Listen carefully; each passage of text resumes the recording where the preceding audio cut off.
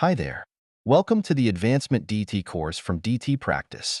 Today, we will be discussing a question type called interactive reading. Let's delve into the specifics of this question type.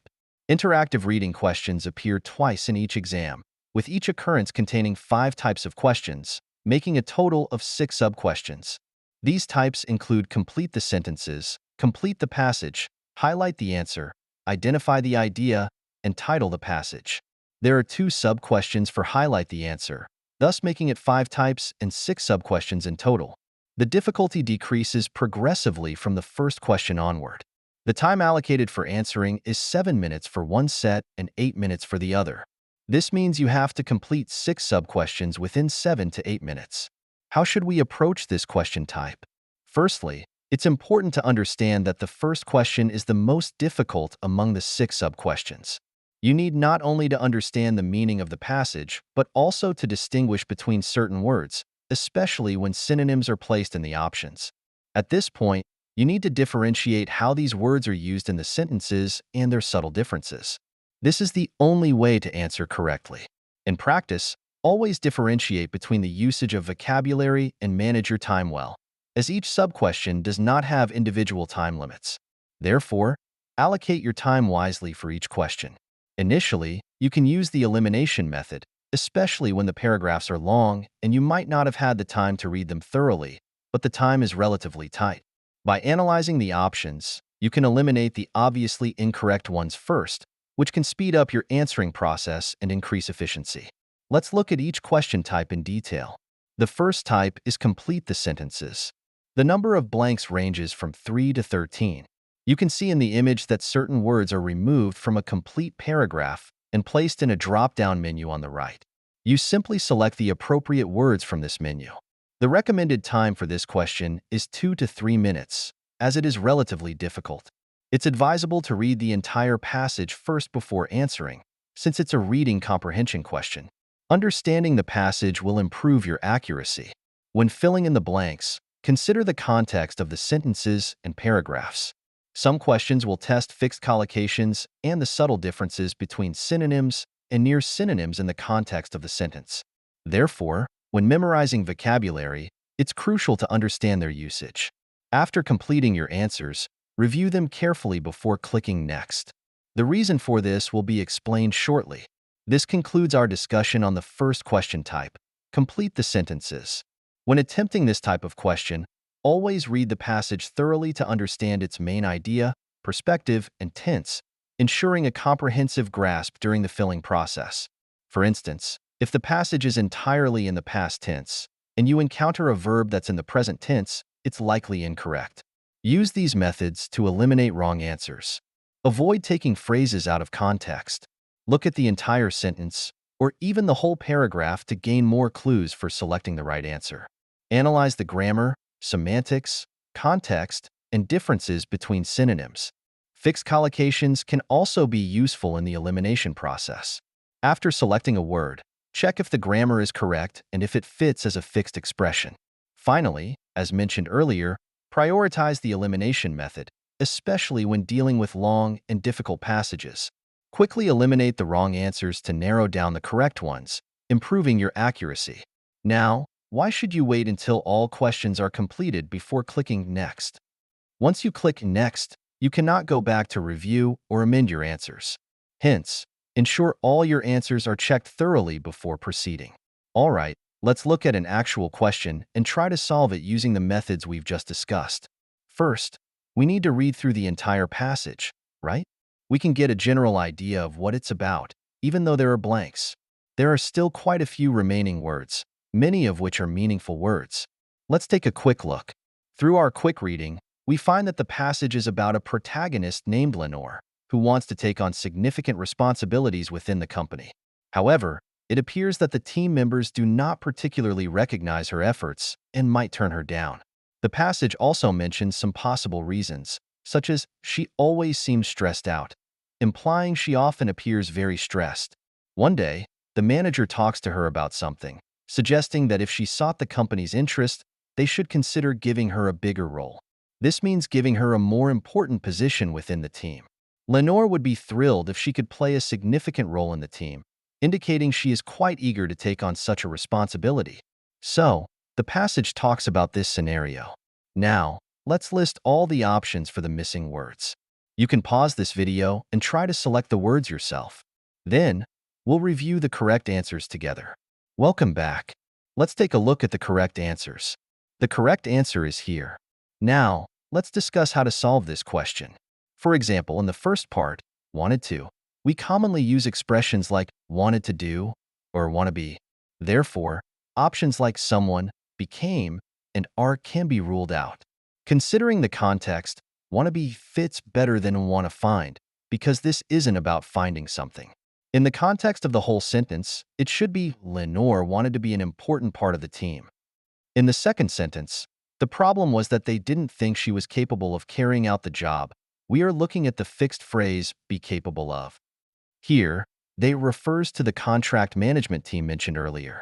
Previously, it was stated that Lenore wanted to be an important part of the team, and now we are discussing the problem, which likely explains why Lenore hasn't become an important part of the team yet. So, choosing capable matches the context. Moving on, often when she requested a larger role on the team, they turned her down. We need to choose two words here. Often serves as an adverb indicating frequency, and it pairs with when to form a time clause. The second word should be they because the sentence is missing a subject pronoun, and they again refers to the team previously mentioned. Continuing to the next sentence. Perhaps that was because even though Lenore worked hard, we need a verb here. Given the context, it is easy to see that worked should be chosen. The next part, and got all her assignments done on time, indicates that Lenore worked hard and completed her tasks on time. So, on time is the appropriate choice. Next, one day, one of the managers approached her and asked her what was wrong. Here, what should be chosen because it is a fixed expression. Words like they can be ruled out since it modifies the singular was, not were, so plural nouns or pronouns are incorrect here. Lenore said that she wanted to do more. This tests the distinction between similar words. Wanted is used because it expresses a very strong desire, matching the earlier wanted to. The next sentence, the manager asked her if she thought the company should consider giving her a bigger role on the team. First, based on the context, we can determine that the manager is asking her something, so asked is appropriate. The phrase on the team is used to indicate being part of the team. Finally, and she said she would be thrilled if they did. Why choose did? Because did refers to the previously mentioned, consider giving her a bigger role on the team. All right, this is the first topic we discussed. Now, let's move on to the second topic, complete the passage. This task is similar to the sentence insertion questions in TOEFL reading. For this task, we recommend spending about 1 minute answering it. We have some tips for tackling this type of question. First, make sure to read through the entire passage. The first paragraph of this task is the same as the first question of the interactive reading we did earlier, but now it has become a complete paragraph. Even if there were any incorrect word choices previously, they will be corrected here. Additionally, there will be a new supplementary paragraph. The reason it's called a sentence insertion question is that you need to choose the most appropriate sentence from 4 options on the right and insert it into the correct spot in the paragraph. You should consider the relationship between the previous paragraph and the new one, such as progression, cause and effect, or referential connections. When answering, you can also think about the tense. Generally, the tense of the sentence to be inserted should match the tense of the surrounding paragraphs. As before, once you finish the task, take a moment to review your answer before clicking Next to proceed. Then, let's talk about the full strategy for tackling complete the passage questions, which is the second type of question or sub-question you might encounter in this exam. The key here is to approach this methodically. Before you even think about choosing an answer, take a moment to read the entire text thoroughly. Your goal is to get a comprehensive understanding of the passage. You want to grasp not just what each paragraph is saying, but how they relate to each other and how the overall piece is structured. As you read, look for patterns in the writing. Is the author telling a story in chronological order? Are they building up to a particular point? Maybe they're explaining a cause and effect relationship, or perhaps they're contrasting different ideas. They could be classifying information into categories, or if it's fiction, you might be seeing plot development. Understanding these structural elements will give you a significant advantage in predicting what kind of information should logically come next. When you turn your attention to the answer options, it's time to put on your detective hat. Pay close attention to the details in each potential answer. Check if the tense matches the rest of the passage. Look for specific topic words that align with the text you've just read. Consider the pronouns. Do they correctly refer to what's been mentioned? Also, keep an eye out for transitional words that might smoothly connect ideas. Here's a useful strategy. Start by eliminating answers that clearly don't fit. This narrows down your options and increases your chances of selecting the correct answer. It's often easier to identify what's wrong than what's right, so use this to your advantage. After you've made your choice, don't forget to do a quick review. Read the passage again with your selected answer in place. Ask yourself, does it flow naturally? Does it make logical sense in the context of the whole piece? This final check can save you from simple mistakes that are easy to overlook. Remember, this task isn't just about filling in a sentence. It's about understanding how good writing flows and connects ideas. With practice, you'll start to develop an intuition for what sounds right in well-constructed passages. This skill will serve you well not just in the exam, but in your reading and writing in general. All right, let's continue with our explanation of the sample question. The first paragraph is a bit long, but it's the one we've already worked on. The final paragraph includes a new short sentence. Lenore was overjoyed. This shows that the outcome was positive, and Lenore was very happy. So, what's the reason? We can think about it. She wanted to play an important role in the team, so it's likely that this wish was fulfilled. In the first paragraph, the manager asked Lenore if she wanted to take on a more significant role in the company, and Lenore responded affirmatively before the paragraph ended. Therefore, the sentence to be inserted is probably describing the manager agreeing to Lenore's request. Let's analyze the options. The first one is, she was so certain of this idea that she didn't hesitate to offer it to him. Here, we don't actually know what this idea refers to, so there's an issue with ambiguity. It wouldn't be the correct answer as it would seem out of place in the paragraph. Now, let's look at the second option. The company told her that she could start her job whenever she wanted. This mentions starting a job, but we know Lenore isn't just starting or new to the company, so this isn't a correct choice either. Moving on to the third option. With the company going out of business, Lenore was no longer needed as part of the team. This is clearly a negative statement, suggesting the company is shutting down and no longer needs Lenore, which would contradict the idea of her being overjoyed at the end. This doesn't make sense. So, out of the four options, we've eliminated three. The fourth option, he told her not to worry and that he would speak to the rest of the team, is the correct one. The manager reassured Lenore that he would talk to the rest of the team, making it the right answer. Next, let's look at the following task. Highlight the answer.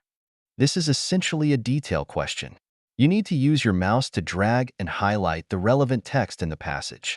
The selected text will be highlighted in the passage and simultaneously displayed in the text input box on the right. There are two questions of this type, and the recommended time to answer is 2 minutes. For this task, pay attention to the question words and focus on what the question is specifically asking. Then, identify the keywords in the question and locate these keywords in the passage. Since this is a detail question, your ability to pinpoint information in the passage is crucial. When selecting your answer, make sure it is accurate and complete, fully addressing the question. As before, it's recommended to review your answer before clicking Next to proceed. Now let's discuss the strategy for the third question type, which covers the third and fourth subquestions. Highlight the answer. This type of question requires a different approach than the previous ones we've discussed. The first step in tackling these questions is to carefully examine the specific question words used. These are typically interrogative words like when, how, why, which, where, or what. These words are crucial because they indicate exactly what kind of information you're looking for in the passage. Next, you'll want to focus on the key words in the question. These are the important content words that relate directly to the topic of the passage. Your task is to find where these words, or their synonyms, appear in the original text. This is a critical skill because sometimes the passage won't use the exact same words as the question, but rather synonyms or related terms. By quickly locating these key words, or their equivalents, you can efficiently pinpoint the area of the text where the answer is likely to be found. It's important to note that the answer you're looking for should be accurate and complete in addressing the question. However, don't get caught up in trying to find or formulate a full sentence as the answer. Sometimes the correct response might be just a phrase, a name, or even a single word. The key is that it fully answers the question asked, regardless of its length or grammatical structure. This type of question tests your ability to quickly scan and comprehend text, to recognize synonyms and related concepts, and to extract precise information from a larger context. It's a valuable skill not just for this test, but for efficient reading and information gathering in general. Remember, practice is key in developing this skill. The more you work with these types of questions, the better you'll become at quickly identifying the relevant information in a passage. This will not only improve your test performance, but also enhance your overall reading comprehension abilities. All right, let's continue with the sample question. First, let's look at the question. What was Lenore's goal at her company? It asks about Lenore's goal, which refers to what she wanted to achieve. Understanding it this way makes it easier to find the answer. Where is the answer to this question? We need to find a corresponding relationship. Here, goal corresponds to a wanted to be in the text. This helps us identify the answer. It should be a part of the first sentence. Lenore wanted to be an important part of her company's contract management team. All right, let's move on to the next question. How did Lenore respond when her manager asked her if she wanted an expanded role? This question asks about Lenore's response. We can identify more keywords in the question to help locate the answer, such as manager and an expanded role, which corresponds to a big role. By understanding this correspondence, we can find the answer. She said she would be thrilled if they did. Next, let's look at the fourth question type, which is the fifth item. Identify the idea. From the four options on the right, choose the one that best summarizes the main idea of the passage. This question will appear once in the actual exam, and the recommended time to answer is 1 minute. When tackling this question, be careful not to choose options that are not supported by the text or that contradict the text, as these are definitely incorrect. Additionally, if you can find a sentence in the passage that has the same meaning or is a close synonym, that option is very likely to be the correct answer. The correct answer does not need to summarize the entire passage. Finally, try to review your answer before clicking Next. Moving on to the strategies. The first strategy to employ here is the elimination method. Start by carefully examining each answer option and look for nouns or key terms that aren't mentioned anywhere in the original text. If you find an option that contains words or concepts not present in the passage, you can safely rule it out. This method helps narrow down your choices quickly and efficiently. For most of these questions, your task will be to select an option that accurately represents the meaning of a specific sentence or a group of sentences from the text. Essentially, you're searching for synonymous expressions or paraphrases of the original content. This requires you to understand not just the words, but the underlying concepts and ideas presented in the passage.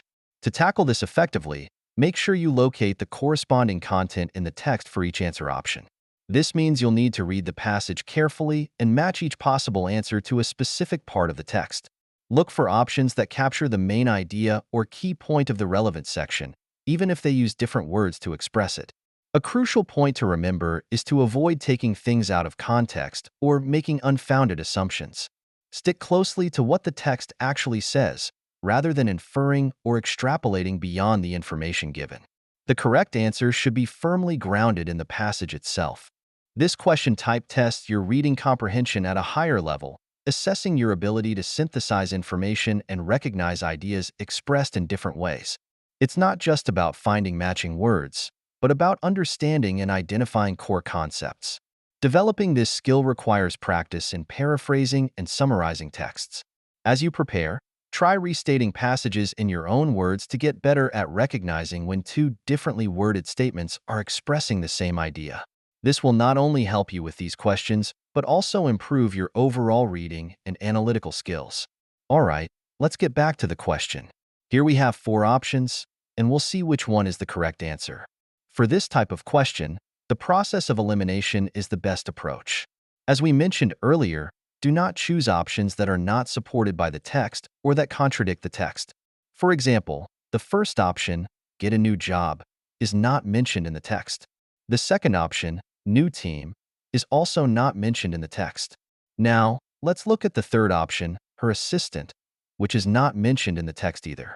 This makes it easy to determine that the fourth option is the correct answer. Let's double check. The fourth option actually corresponds to the third and fourth sentences of the passage. Often when she requested a larger role on the team, they turned her down. Perhaps that was because even though Lenore worked hard and got all her assignments done on time, she always seemed stressed out. So, even though this option doesn't summarize the entire passage, it is indeed the correct answer. All right, let's look at the final question. Title the passage. In the actual exam, this question will appear once per set, and the recommended time to answer is also 1 minute. This question is quite simple. We just need to choose the title of the passage. When answering this question, focus on identifying the core topic of the passage. Use the process of elimination first, carefully read all the options, and make sure to review your choice before clicking Next. Strategies time. First and foremost, employ the elimination method. This strategy is particularly effective here. Carefully examine each answer option and look for nouns or key terms that aren't mentioned anywhere in the original text. If you find an option containing words that are completely absent from the passage, you can confidently rule it out. This approach helps you quickly narrow down your choices to the most relevant options. Next, pay close attention to options that include the core topic words of the passage. These are often the correct choices. The core topic words are those that appear frequently or carry significant weight in conveying the main subject of the text. A good title typically incorporates these key terms as they encapsulate what the passage is fundamentally about. However, don't just focus on individual words. The most crucial aspect is to identify the main idea conveyed in the article. A good title should encapsulate the overarching theme or central message of the entire passage. It's not just about finding a phrase that appears in the text, but about summarizing the essence of what the author is trying to communicate. Be cautious of options that, while perhaps using words from the text, are unfounded or inconsistent with the original content. A title should accurately represent the passage, not mislead or exaggerate certain aspects. Avoid selecting options that only focus on minor details or tangential points mentioned in the text. This question type requires you to step back and look at the big picture. It tests your ability to synthesize information and identify the core message amidst all the details. As you read the passage, try to continuously ask yourself, what is this text primarily about? Or, what's the author's main point? Developing this skill is not only useful for the test, but also enhances your overall reading comprehension and analytical abilities. It forces you to engage with the text at a deeper level, understanding not just what is being said, but why it's being said and what the overall purpose of the passage is. Let's look at the final question. First, let's review the possible titles. The first one, Lenore's new job, talks about her new job, which is definitely incorrect. The second one, the challenging contract, does not mention anything about a contract. The third one, the client's complaint, also does not relate to anything mentioned in the passage. Therefore, the fourth one, Lenore's big chance, is the correct answer. This big chance refers to the big role that Lenore is about to have. All right, that concludes our discussion of the questions. That's all for today's lesson. Please like and support our video and subscribe to our channel for more test preparation videos. Goodbye.